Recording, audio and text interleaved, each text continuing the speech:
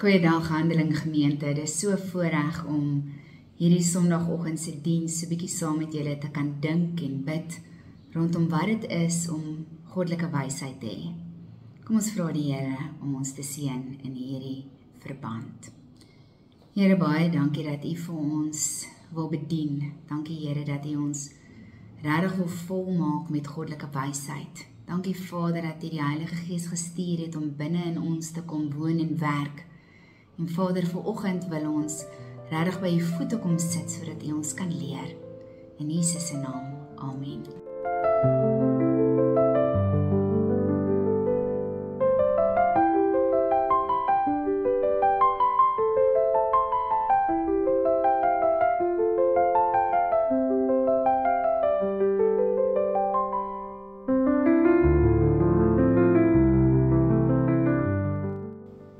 As ons almal maar net goddelike wysheid kan hê, dink ek die lewe sal soveel makliker wees. Ons sal meer probleme met gemak kan oplos, ons sal komplekse situasies kan uitsorteer, as ons voortdurend en aanhoudend in goddelike wysheid kan optree.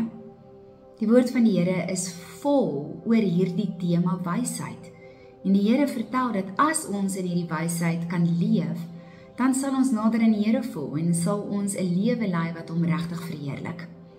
Maar hoe kry ons hierdie wysheid? Hoe kry ons die wysheid wat Salomo byvoorbeeld gehad het, toe twee vrouens na hom toe gekom het en hulle het gestry oor 'n baba. Een vrou het gesê, dis myne, die ander vrou het ook gesê, hierdie baba is hare. En Salomo tree toe met wysheid op en hy sê, kom ons sny die baba in die halfte. Dan kan die een vrou een halfte kry en die ander vrou ander halfte kry. En die een vrou het toe gesê, nee, moenie hierdie kind in die halfte sny nie, gee maar die kind vir die ander vrou. En Salomo het toe geweet dat sy die regte mamma is. Daai wysheid kom nie uit homself uit nie. Salomo kon nie daai wysheid sommer net uit homself uit laat voortvloei nie. Dis 'n geskenk. Dis onder die leiding en onder die stuur van die Heilige Gees dat hy so kon optree. Dat hy wysheid kon gebruik om 'n komplekse situasie op te los. Die Here wil vir my en jou ook daai wysheid gee. Jakobus praat in die 3de hoofstuk, dat as ons met wysheid kan optree, dan gaan ons 'n leefstyl hê wat die Here verheerlik. Hy sê, 'n wyse persoon is nederig, 'n wyse persoon is nie jaloers nie. Maar hoe kry ons daardie wysheid? As 'n bietjie teruggaan in die Ou Testament, is daar 'n skrifgedeelte wat kop bo water uitstaan. En dis hierdie enkele skrifgedeelte in Mika 6 vers 9. Sê om die Here te dien, begin met wysheid. Mika 6 vers 9 is 'n skrifgedeelte wat vir ons half die oplossing tot al ons probleme bied. Dien die Here en jy sal wysheid hê. As jy wysheid verlang, kom nader aan hom.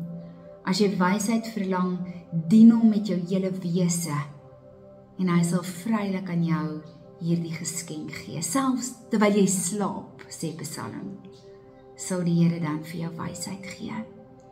Goddelike wysheid kom net as ons naby die Here is, as ons tyd met hom spandeer. Want dan hoor ons sy stem en ons leer sy weë ken. Dien hom en dan sal wysheid jou geskenk ook wees. Amen. Kom ons bid saam. Vader, in hierdie nuwe week wat voor ons lê, bid ek dat U ons sal seën met U wysheid. Here, die wêreld en hedendaagse gebeurtenisse is kompleks en ons weet nie altyd hoe om op te tree nie. Maar Vader, ons wil naby aan U wees sodat U ons kan leer. Here, ons wil regtig in U weë beweeg en met wysheid optree.